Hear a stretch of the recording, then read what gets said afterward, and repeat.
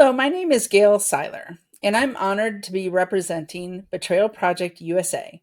We're a victim led organization dedicated to exposing institutional betrayal, honoring those that we've lost, and pursuing justice and accountability for the crimes committed under the guise of COVID-19 and public health.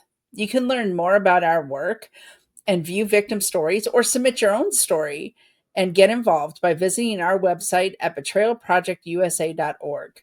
You can also follow us on Rumble, BitChute, X, formerly known as Twitter, and follow our Substack by searching Betrayal Project USA or simply going to our website and linking to our social media. Today, I have the privilege of speaking with Tammy Baker. Tammy's sister was killed in an American hospital, and she is going to tell us about her sister and what happened to her sister. So, thank you, Tammy. Thank you, Gail, Um, for having me on. I want you to tell the world about your sister and how wonderful she was. Sure. Um, that's a picture of her. I think she had gone out with some people after church, and she was feeling pretty peppy that day. She took her picture and sent it to me. Said, "I'm wearing my hat." I love the hat. Yeah, she's just she was very vibrant, very full of life, and laughing all the time. I mean, everybody just thought her laugh was infectious, and I know people say that a lot about their friends and family, but she was a joyful soul. She looked like she had sunshine just coming out of her face. She really does. She did. Yeah. Oh gosh. Yep. She had to have been about 18 months or 2 years old there. And Yeah. she's younger than you, right? She is. She's 3 years younger than me. Yeah. I was her big sis. Yeah. See, there's me holding her. Yeah. We were like that all the time. So that wasn't an unusual picture. So yeah, look at Yeah. you. Yeah. Yeah, we were always together, doing stuff, just playing all the time together. Yep, and sisters do make the best friends, and we were definitely best friends. That's a great Yeah. picture. Y'all look like you were just amazingly close. We really, really were. That was at Noah's Ark. It's hard to see the back, but they had just opened Yep. it in Kentucky, and we couldn't wait to get there. So it was, Great experience. The ARC yeah, experience is a it was must. 100 degrees that day. We were miserable. You couldn't tell it, but it was Right. so You hot. look happy, but you look Yeah. happy. We had just gotten there, so we hadn't. Oh, So, she would post on Instagram a lot, and that was one of the pictures that she posted. I had mentioned to you earlier, she had a baby late in life. Her third child, she had her at 40. So there she is. Probably it looks like she's maybe two and a half there. oh, So yeah, so precious. yeah. So precious. She was so excited about having a baby late. And that's me and her and my dad and mom. And that my mom, she said her neck was all scrushed back. She was laughing so hard. We were teasing her about it. It looked like she, was like a weeble. We were laughing. And that's why we were laughing, because the way that the picture was, she could see that she was going to be taken that way. We took it anyway. It was great. That's Yeah, we were awesome. very close family. So Yeah. what kind of things did your sister like to do? Oh my goodness.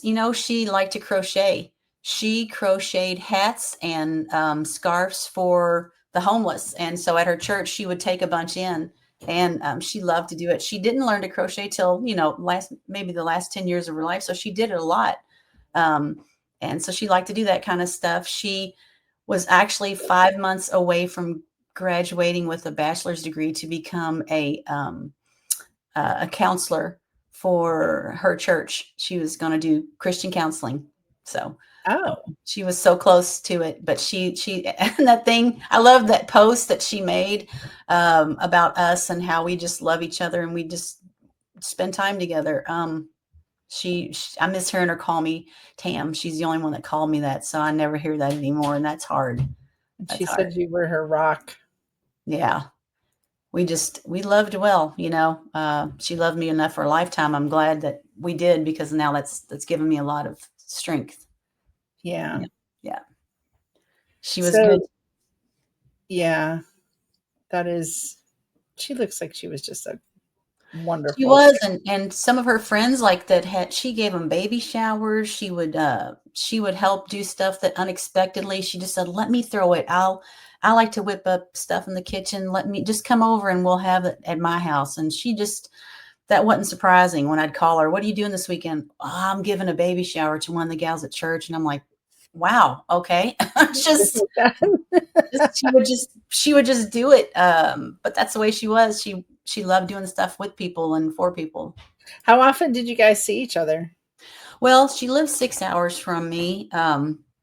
So we would see each other. Actually, she came up for this all summer long because she didn't work since she had the baby later in life. She was able to stay home. So she would come up for the whole summer and stay with my mom and dad. And I lived 15 minutes from them. So we would see each other a lot over the summer, do a lot of stuff. And then I would see her on the holidays. She'd come up for Thanksgiving and Christmas. And then she'd come up for Mother's Day sometimes. So we saw each other a lot. We went on vacations together as a family. Um, so we would do that. We'd see each other quite a bit. Yeah. So yeah. So tell me about COVID obviously hit, and um and at some point your sister got sick. But it wasn't until 2021, the Right. Biden's Right. measure of death, actually, Yeah. is what I like to call it. Um, Right. right. So you fared all right um, in 2020 and most of Mm-hmm. 2021. Yeah. And tell me about your sister's take on things, and then eventually she got sick. Sure. Sure. So we talked a lot about what was going on and how scary it was and things of that nature as far as the mask and not being able to do stuff. And so we would call each other a lot because we were both at home. I was working from home, and like I said, she wasn't working, but she was taking classes and things like that. So she was able to stay busy doing class work because she did it online. Mhm. Uh, but we would talk about things that were coming up as far as what we had heard that you shouldn't do. Honestly, I didn't wear the mask. I knew from the beginning, I did a lot of my own research. And so I talked to her about that. And the stuff that I found, I would send to her, or if she heard something, she would send it to me. I was a little more digging into it a little more than her. So I would usually be the one to transfer some information to her through email and stuff like that. Yeah. So And then eventually she got sick, right? she did, just a quick backstory on that. She was very involved with her church. She did something called a discipleship walk. Um, and it was in October of 21. Well, the last week of September, I should say. So she surprised me and said, "Tam, I want you to come down. I'm going to pay for you to go. I've been going for a couple of years and I want you to go to it. And I'm going to be there." So I drove down to Mississippi and Memphis area where she was, went on this discipleship walk with her. Um, and she had to leave. It was only 3 days long. She had to leave on the third day because she wasn't feeling well. So she went home early. So then I went home from there. I didn't go by to see her because we had to get home. It's a long story. Anyway, so I went home, called her and said, "How you feeling?" She's like, my chest is bothering me. She had really bad asthma problems. All her life, she had some allergy issues with asthma. So she would take an inhaler.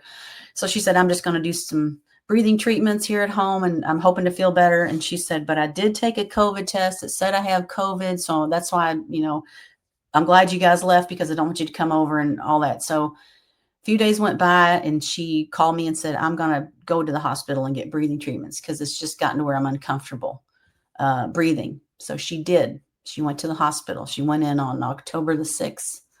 Um, she was there. She sent me a few pictures. She said she was feeling a little bit better after a few of the breathing treatments they had given her. But then when they found out, that she had tested positive for COVID, of course, nobody could come in and see her, um, her husband or her daughter. So she was there by herself. After a few days, they they said that her COVID was still like it was still in her system, like she was still testing positive. So no one came, no one could see her, no one visited. And they said that they wanted to give her remdesivir.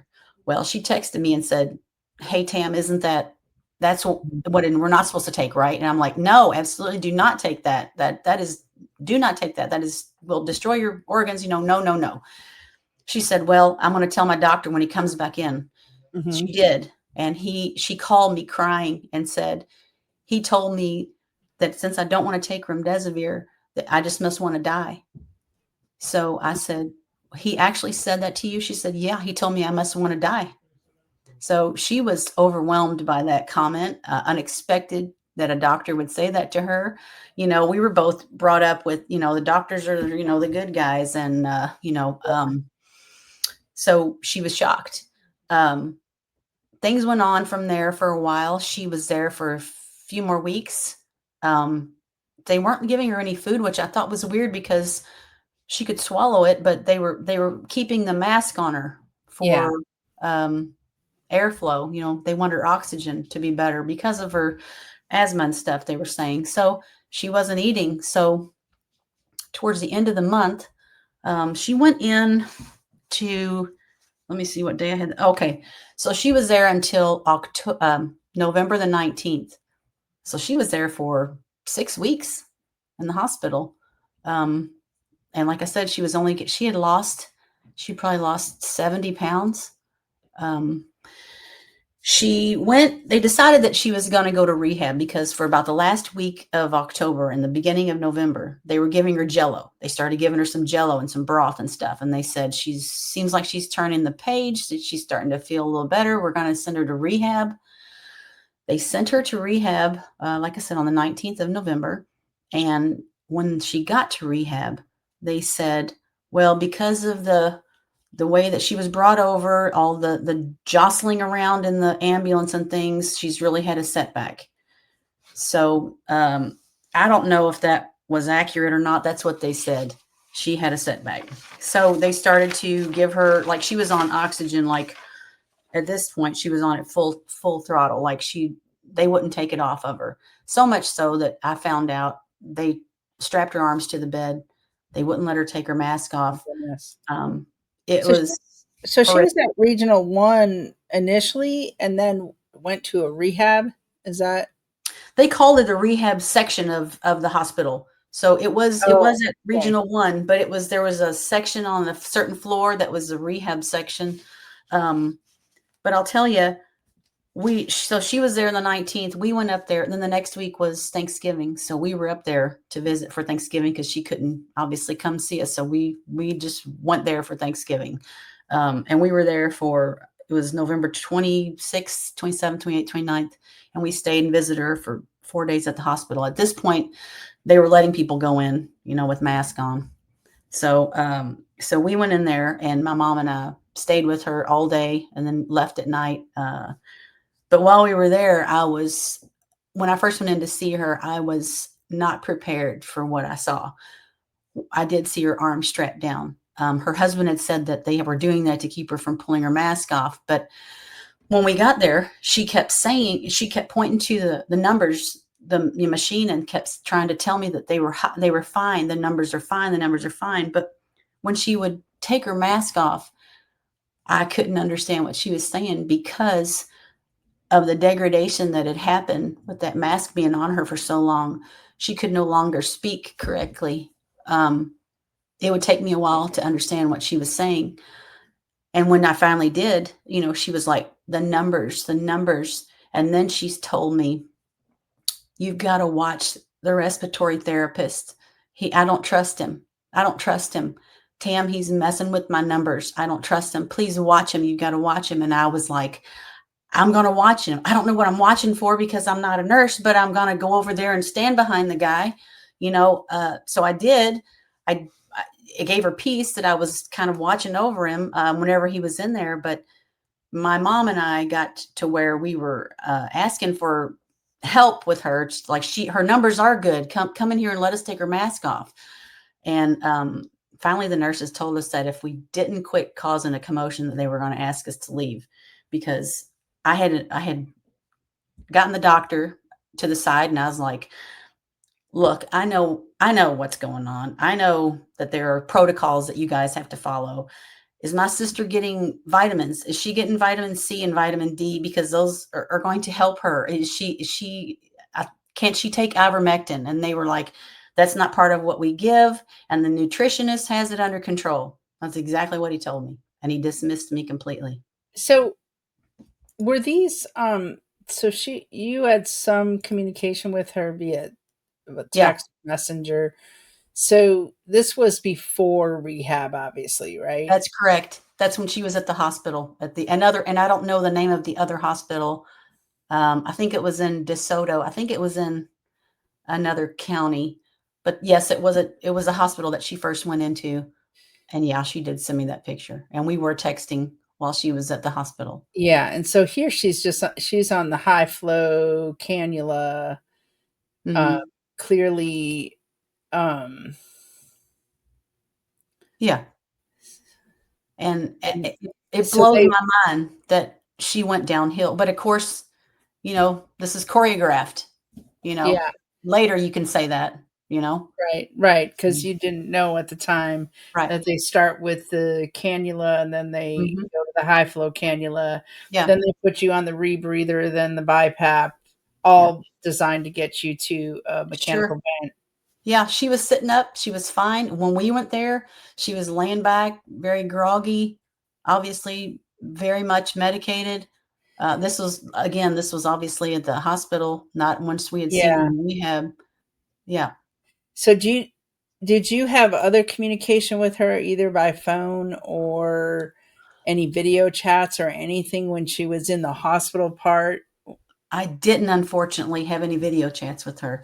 We had talked a few times on the phone, but I didn't have any video chats with her. She had sent me a few pictures, but and that was it. Like once she went into rehab, she didn't have her phone. Like it was that Yeah, either they didn't charge it or she didn't have access to it because I did not hear from her after that. I would get information from her husband and her daughter, and quite honestly, they were very much whatever the hospital was saying, whatever the doctors were saying was what they were going with. They were not going to rock the boat, and they didn't feel like there was any need to question anything that was going on. Um, I mean, how do you walk in with your loved one's arms strapped to the bed? yeah, She kept saying, Tam, the oxygen is too strong. It yeah, hurts. It's hurting me. yeah, And, at one point when she kept saying, it's hurting me, she said, why aren't you guys fighting for me? Well, that broke my heart because we were going out there trying to get them to come in and do something, do anything. And there was nothing they would do. And it was just crushing to hear her say that, even though she didn't know we were out in the hall and they were telling us, if you don't stop, you're going to be asked to leave. Um, and I didn't want to put that information on her. I was yeah, just telling her we're trying to do everything we can, get the doctors to come in and check your breathing because the numbers would be high and she would take off that. And at one point she did take it off and then they gave her a little one to hold. And she said, come over here. I want you to look at my tongue. I want you to scrape my tongue. And I had no idea what she was talking about. But when I did go over there to her side, and she moved away the mask, and I was totally shocked. Her teeth, which she had had braces and she had had beautiful white teeth, they were like little brown packets of tobacco, is what they look like to me, just resting on her gums. yeah. Her tooth Because was they don't give you mouth care. They put people on these high flow BiPAPs and they don't give them mouth care and they end up with thrush and her like tongue had a white 1 inch. I was shocked. I was shocked. and around the mouth. I mean, I was on the BiPAP. I had to also scrape my mouth because nobody would do it. I'd have to hide and do it. But yes, I that's for people who don't understand the BiPAP. Not the right thing for COVID, quite frankly, but it forces hot pushed forced air to where you can't breathe out. And No. what ends up happening is people actually end up getting oxygen starved because they can't blow out the CO2. And Yeah. so it's constant and it's torture and it's strapped to your face. Yeah.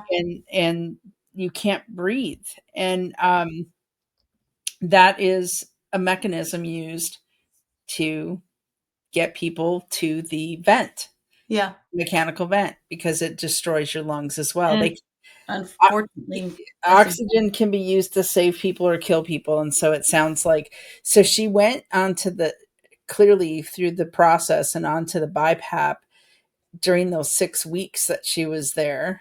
yeah. Full, clearly neglect, because there's no reason she couldn't have, they couldn't have fed her. Yeah. So she was so weak. And so she was in 6 weeks in the hospital, and then she was Mhm. in rehab. You Yeah. went and saw her at Thanksgiving. Right. Right. So she, like I said, I just felt like without her being able to talk or communicate because of the way her speech was, they had said, well, we're going to get some speech therapist up here to help, which, at that point you're like, well, you're causing the problem, why? But it was around and about. I mean, you would just go round and around with talking to people. They were just doing a lot of sidestepping and not answering the questions, and they made you try to feel like you were an idiot. Like you don't know what you're talking about. We're the experts here. Um, she was just so upset for the fact that she knew something was wrong. She knew that she couldn't trust the people that were there, and my hands and my mom's hands were so tied we couldn't, there was nothing we could do to make it any different for her. And it was gut wrenching, um, for her to say, why aren't you all helping me? I need the help. Well, what can you do when they're not going to let you do anything? They let us hold her hand, and then they would put him back in when we had to leave. And it was the worst. Like I said, I wasn't expecting any of that. I didn't know you could torture people like that and get away with it. Just it was pure torture for her to see her say that she couldn't breathe with the oxygen on. It was hurting her, and she was overwhelmed. And I was shocked at what I saw. Do you think Um, she was treated poorly because she was unvaccinated? Yes, and she had mentioned that while she was at the hospital. She said, "I told them that I did not have the vaccination, and I got a lot of looks, like they were shocked, like, why wouldn't you get the vaccination?" She said, "That's what I felt like." She said they didn't come right out and say, "Why wouldn't you get it?" But it was like a turn of the head and a eye roll or something. She said, "I felt like they were giving me a hard time for not having it, but I told them the truth." And um, that's, I'm sure that's when they offered her the remdesivir, and that went downhill from there. And it just, now I can see the snowball effect of what happened to her. But they ended up putting her on a vent, on December the 9th. I think it was the 9th. I wrote it down. Yeah. But what happened was, of course, they called her husband that night at like 3 a.m., which is, what I have come to find out later is that's the way they do it. It's Mm. early in the morning. They shock you awake out of bed, and they say, "Hey, Yeah, yeah, her numbers are dropping. Her numbers are dropping. You need to make the decision now." an emergency decision, right? And when you're barely awake and you haven't been Yeah, allowed in a lot, yeah. right. So he did. He put her on the vent. And man, she hung in there. She was gonna fight. I didn't get to see her because, well, I did. I'm take that back. So she was on the vent 12 December the 9th. We went up there for Christmas. Um, and I took all her gifts to her house.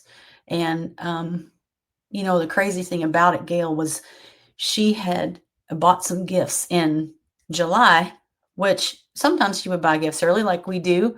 Yeah. People buy them when they get them on sale, and she had got me a picture of her face and put it on a pillow. Oh, So when I opened the gift from her, she was there. She was there.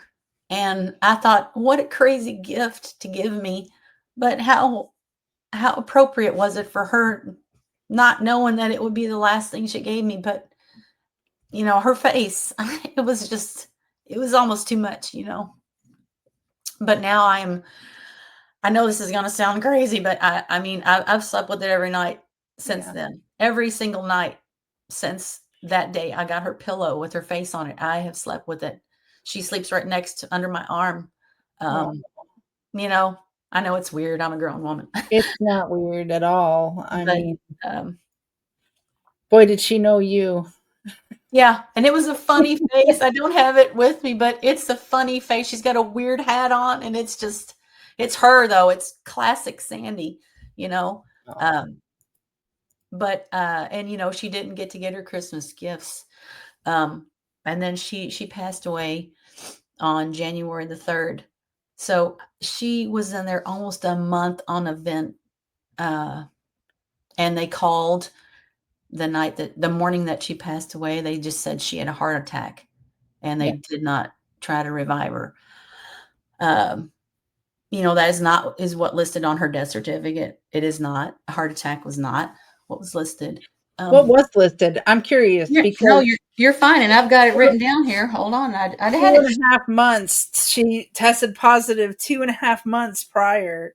Yeah, yeah. No, I have it, and here it is. Okay, there were four things on the death certificate. The first, and I'll list them in order as they had them on there: acute respiratory failure with hyperoxia, pneumothorax bilateral, Mhm. COVID-19 pneumonia, and septic shock. There's no way she still had COVID-19 pneumonia at, at that time. No. Well, first of all, shame on them for not giving her ivermectin because she wouldn't have had COVID 3 days after she started taking it if they Yeah. had done it, Yeah. or budesonide or hydroxychloroquine or any of that. Right. But for them to say that after 2.5 months Yeah. it was COVID pneumonia is insane. I Yeah. get that the pneumothorax was obviously because of all the oxygen, and who Oh, knows who yeah. knows how they managed the vent. If they didn't manage the oxygen that way, I'm sure, I don't know if you've ever gotten the medical records looked at, but I'm sure they didn't Well, manage the vent very well. that's a sad story. I tried to get him. I called. I tried to get him, but they said since I wasn't the husband, that he would have to give me permission as a sister, and he wouldn't. At this point, we weren't talking because he had started seeing somebody 3 months after she passed away. Uh, he was ready to move on. He didn't want to talk about it or discuss it. Um, he would not let me look at the medical records. He did not want me to have any access to it. He thought they did what they did and she's gone. That was really hurtful because I didn't think I was doing anything but trying to help find out what happened, and you would have thought someone would want that, but Right. my Right. again, I had no my hands were tied in that situation as well. Yeah. Mm. So I It's wasn't hard. able to get it. It's hard to know there was I mean, and basically a homicide, Yeah, and 100%. you can't. Her lungs, they were putting tubes on each side of her lungs. She had four, and I can't remember what they call it. You might be able to remember. Is they put two tubes on each side of her, just was ripping up her lungs left and right, trying to, I guess because of the air in the cavity and with the pneumothorax, Yeah, thorax. because they gave her too much oxygen to begin with, right? It's I know, and after reading about it later, I'm like, you were doing it, but it was like you were doing other things to try to combat what you were doing to begin with. It was just I don't it's hard for me to understand sometimes on how that how it looks, but Yeah, because tell it's someone they just think you're nuts. yeah, yeah. I mean, I lived through it, so Yeah, that's yeah, I understand. Like I did not know enough about oxygen. My husband did because he had been an emergency room nurse. I didn't understand that they could kill you with oxygen. I I wouldn't have thought that either. never in my now I understand how it Yeah. works, but that's why most people they think, oh, they gave them oxygen, and they kept having to give them more oxygen. Yeah. They don't understand that that was part of the killing, right? Yeah. So, were you there when your sister passed away? I was not. Um, we had went home. Let's see, would have been Christmas the 25th. I think we went back on the 29th. Mm, Yeah. So we had stayed like 4 days. Then we went back home. Like I said, it was 6 hours, and we drove back home. I had planned to come up a couple weeks after that because, like, I thought she was on the ventilator. Maybe she might come off. She's been on this long. Maybe that's a good sign.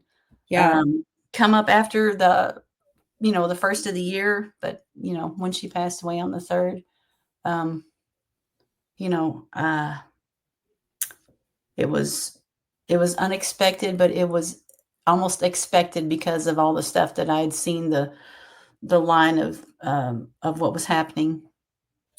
yeah. And you knew that they gave her anxiety medications, fentanyl, Yes, morphine, right? Those yes. types of things. Hmm. They gave her a slew of stuff. I actually have it written down. All the stuff that they gave her on one of my pieces.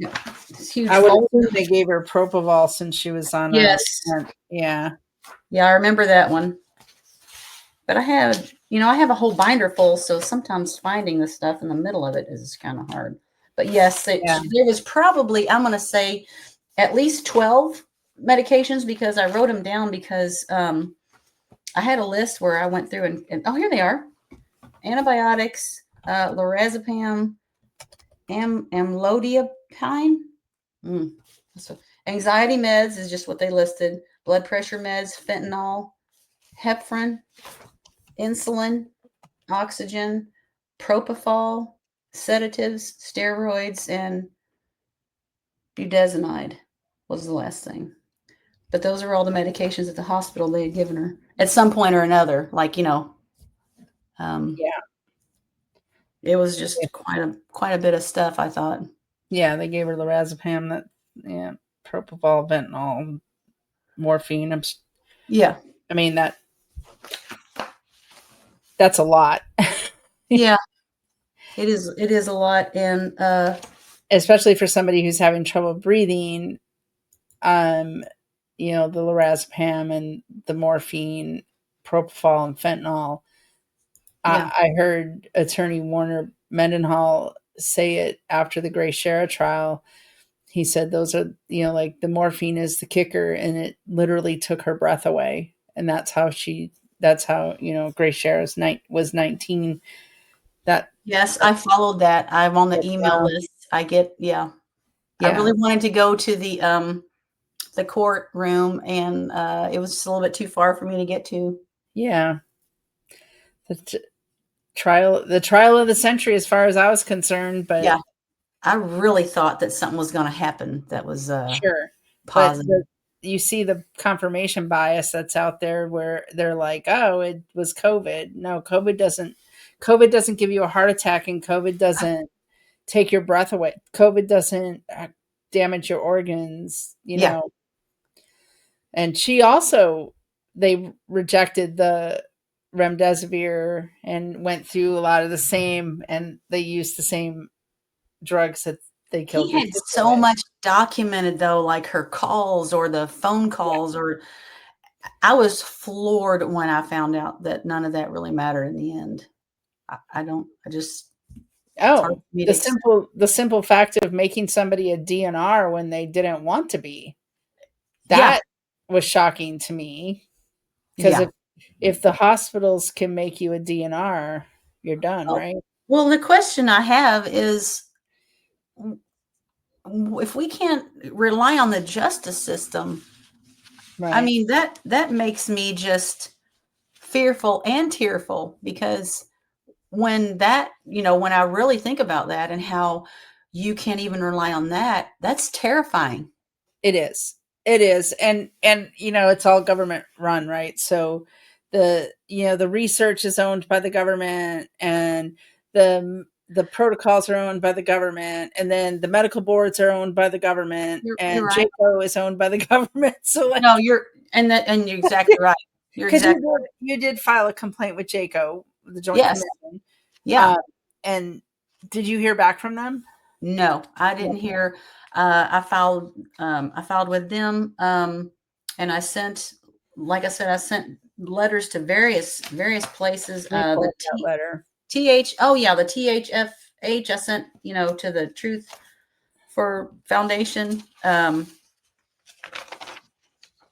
Yeah, I sent stuff to her doctor. I sent the Regional One hospital, and I basically just called them out, and I told them that um, they were killing her. They killed her. It was a murder, and I definitely called it a culling. I said, "This is a culling. You guys are picking people to kill intentionally." And I wrote in there about how much I knew they got. That I was sending letters to the board, and I knew how much money that they were going to be making off my sister's death, and that it was intentional, and the forced air was a treatment of death. I mean, I was just, yeah, I pulled no punches. I really wanted them to feel some of the pain that they caused, not only her, but her family, who could do nothing to help her. It was torture. It was torture And to, a lot of the things that you described as well, like the condition of her mouth and the condition she was in, yes. is some of that is even pure neglect.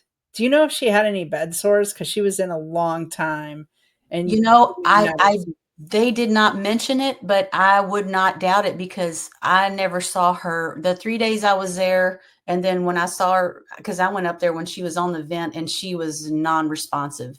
I didn't see him move her the whole, and we were there all day. Like, they didn't move her or tell her to roll over or lay on her side or anything, so I wouldn't doubt it at all. Um, Do you, do you think, being the way that your sister was and how close she was to family, do you think if she had not been isolated for the first 6 weeks, that she would have fared better? Because, of course, you would have been able to advocate for her, but just the pure um, isolation strips people of hope, right? Agreed, agreed. And Oh, 100%. 100%. If her 9-year-old daughter would have been allowed to come up there and see her, she would have she would have bounced back just for lack of another, for just to take care of her child. She wanted to see her, she wanted to be with her. They were very close, and they did everything together. As a matter of fact, she was homeschooling her. So, she, would have wanted to, oh my goodness, there's a pillow. right here. In the very bottom frame in the middle, that is the pillow with her hat on. It is in my purse. Oh my goodness. That, Yeah. You see her laughing with her red sweater on in the middle. I yeah. mean, we were just, oh my goodness. She We had loved to laugh. Oh man. Yeah. There she is on a she's at a playground riding those seesaws. And that's her and my dad. He's got in those fake teeth that, make everybody laugh, but Yeah, yeah, and then she had a wrap on her head. She was acting like the cookie yeah. lady at the ball games where they carries the cookies on her head. She wrapped her head up in a towel, and she was just acting silly, that's what we did. Yeah, Oh my I goodness. can't help but imagine that as close as she was to her family, Yeah. that There's a she there's a lot of pictures of us as kids. See, we had our Easter baskets. We had Look at her in the second line. There's the one of me and her in the middle. You can tell is at a photography place. But next to that, she is holding my hand wrapped around yeah, me, and and that's the way I think of her all the time. Is and to see that, Gail is like she's saying, "I trust you to take care of me." So that's just another. It's hard. The guilt is hard, you know? yeah. It is. It is. It was on them to do the right thing, though, right? Yeah, So, yeah, and I do, honestly, and yeah, that was at her memorial service. They had those made. Uh, yeah. so talk about some of the impacts to, obviously, she leaves behind a 9-year-old daughter who's now 13. But Yeah. talk about like the impact to your life and just the way. I mean, well, first, before you get into that, did you know right away that they killed your sister, or did that take you some time? How did you come to that conclusion? Because a lot of people out there are either they suspect, they're like, oh, I have this inkling something wasn't quite right, but they Yeah. haven't quite made that leap, or they're investigating. So how did that process work with you? Well, I knew that the protocols were in place already, but when I saw, honestly, when I saw her arms tied down so that she couldn't take her mask off, I knew that they were trying to kill her.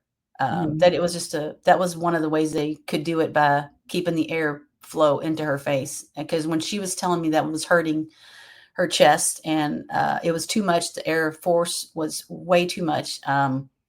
I knew that they were doing this intentionally. Especially when I saw that her numbers were good and they were still doing it and they would not allow her to take off the mask. Oh, that's probably one of my favorite pictures of us. Yeah. Yes, I knew they did it. At the memorial service, I was telling my mom, I can't believe that they killed her. I can't believe that they killed her. And then her memorial service was just, 4 or 5 days after she passed away. So, yeah, I knew it. I knew it. I knew they did. So you knew it then. Hmm. Yeah. Um, And at the time, I had said something to her husband, but he wasn't in the space to hear me at that point. There was nothing he could do or I could say at that point, so I didn't bring it up anymore for a while. Um, but so so um so talk about the impacts and what, because you're out for accountability as well. So talk about the impacts and what you'd like to see in terms of accountability. sure. Well, the impact is never ending. I will. I go through my days. I mean, I'm raising a couple of grandchildren. So my days are still full of joy because I know that I'll be seeing her again, so I can count on that. I know she's in heaven, so I'm just waiting my turn. Mhm.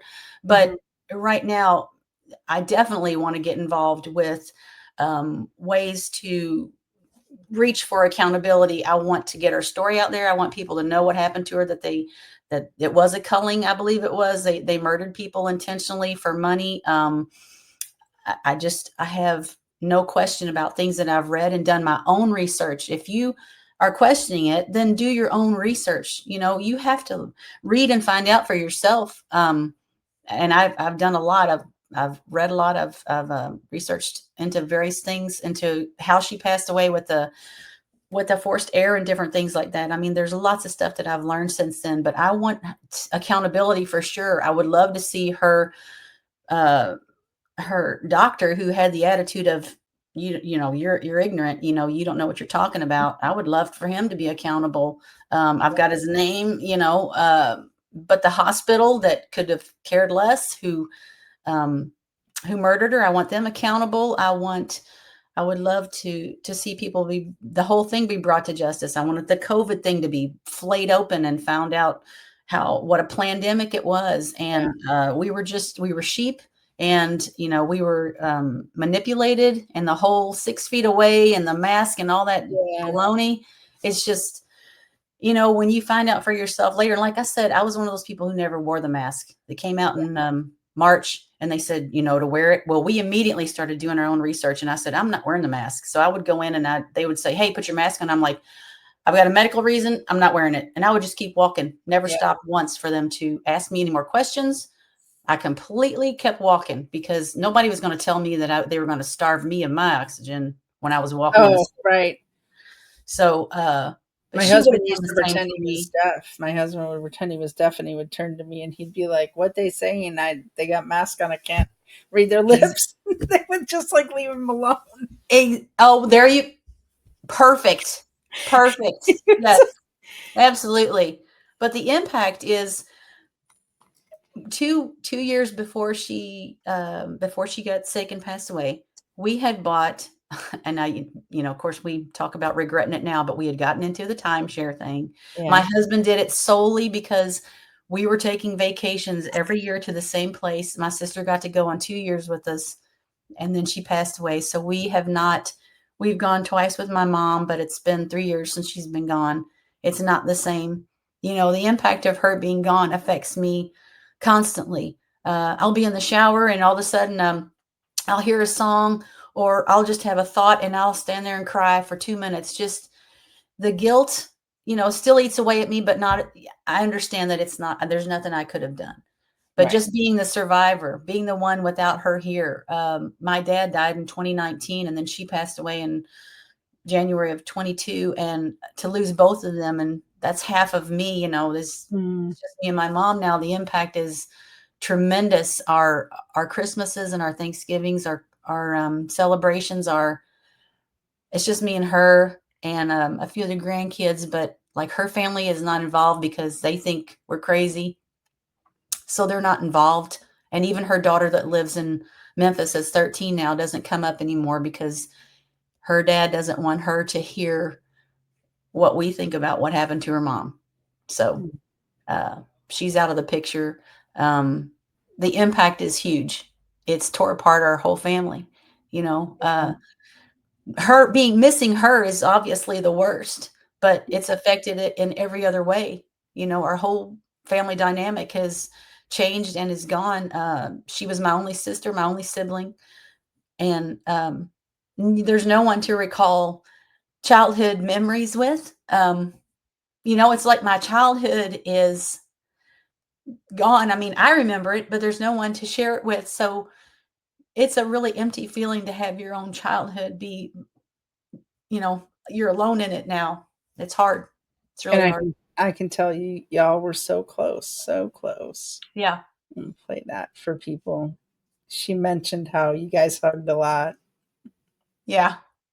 She is the best hugger too, I swear. I mean, like I said, people talk about laughs and lighten up a room, and you hear that almost all the time about people. And it is true, I'm sure, but her hugs were just, they enveloped you. I mean, you were in an enveloping You situation knew, when she yeah, hugged you. you knew you were hugged when she hugged you. Oh man. And it wasn't just a quick hug, it was a good 20 Yeah, seconds. And the kind And of hug everyone I needs. miss that, Gail. I miss her. Like I said, she called Yeah, me Tam, and she was the only one that ever called me that. So you don't realize until someone's gone that the name that they call you, how you would just give anything to hear it again. Um, yeah. it's just So, not the same. so as we wrap up here, I want you. This is two questions Okay. um, that I want you to kind of respond to. One is if there's somebody that's either thinking their loved one, hey, this doesn't seem right. They said they died of COVID, but it doesn't feel right. Or they're going through it right now because it's still happening. What would be just some quick advice that you would give in hindsight? And then after that, tell us a little bit about just a couple of your favorite memories of your Okay. sister. Well, I don't have the number, but I know there is a 1-800 number to call Laura for. Bartlett. Yes. So if people go to I do not consent form.com, I do There you not consent form.com, they can see how to use the I do not consent forms. Very important to have those available. Yes. Very important. And there is a hospital hostage hotline Yes. that Laura Bartlett, I swear, I know Laura Bartlett. She literally does answer, or she it may go to a recording, but she is Yeah. the one that mans that, woman's that, I should say. But it's still active, and it's available at either budesonideworks.com or I do not consent form.com is her new website. And we're gonna have that on our resources page when it goes up too. That's Great. gonna be the top resource for advocacy. So we're Yes. gonna have that there. But yes, there is that for That's for that's advocacy. that's what I would do. First off, I would definitely make that call, see if they can find someone that's local to wherever you're at that can come in and be an advocate somehow. Because we don't know all the the lingo and the terminology and the things that other people know. We don't have access to that readily. We're just working day to day. We don't think about those things. Yeah. But I would definitely have that number that you mentioned, and whoever's watching it or interested can definitely get that number now that you've mentioned it, on the website. And um, I would that was would be what I would first do. I wish I had known all that stuff then, to try to do something at Yeah. that point. She didn't have the hospital hostage hotline at that time. It No. was she put that up. I think it was gosh, she had just started it in, I think I want to say it was like February or April of 2022. They were actively helping people because Dr. Bartlett is he Mhm, advocated for us, mhm. um, but the actual hotline, I remember when she started it, it was on a broken phone, like a My goodness. she Yeah, had this flip phone that she used. She yeah, wrote, but and then it kind of grew, right? But right. um, Well, there are so many things now out on, different platforms like yours and other projects that people yeah, can turn to find out information, and books, we love Dr. Artis. I mean, goodness, the guy's a wealth of information. yeah, His podcast and other things. I mean, there's so many ways now to find out stuff that I didn't know, even though I knew some, I certainly didn't know a fraction of what I know now. yeah. So, In yeah. the next week, we have our resources, so going up so that there's they're gonna have like all the websites, the advocacy, how to find a doctor, Right. how to make sure you have ivermectin hydroxychloroquine now Yes. so that you have it. Yeah. And because most people go to the hospital for lack of oxygen, but if they had those medications at Mhm. home, it could avoid that. So So you're going to have those resources we oh, are that's gonna have those resources, fantastic. where to get what, who's who in the zoo, all our favorite websites and our, partners that do advocacy or That's have wonderful. any type of information, Mhm. we're That's going to have great. recommended books, documentaries, Yeah. data. We're Sure. gonna we're gonna put all that out there.